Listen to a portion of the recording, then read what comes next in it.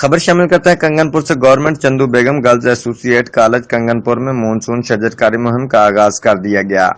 جس کے سلسلہ میں assistant commissioner junior Rizwan ul Haq, deputy director education Abdul Ghaffar Dogar اور کالج پرنسپل ڈاکٹر فاطمہ نے پودا لگا کر شجرکاری مہم کا آغاز کیا۔ اس موقع پر کالج کے دیگر سٹاف کے علاوہ صحافتی حلقوں سے general secretary district press club Kasur Syed Tanveer Iqbal Bukhari, نمائندہ ایکسپریس نیوز حکیم محمد ابراہیم ظہیر، نمائندہ نوائے انصاف رضوان سیف کے این نیوز کے اینکر پرسن حاجی عدنان اکبر، doctor Altaf Hussain light news اور دیگر افراد نے شرکت کی۔ اس موقع پر اسسٹنٹ کمشنر رضوان الحق نے کہا کہ وزیر اعظم عمران خان کے اس ویژن کو ہر ممکن طور پر پورا کیا جائے گا،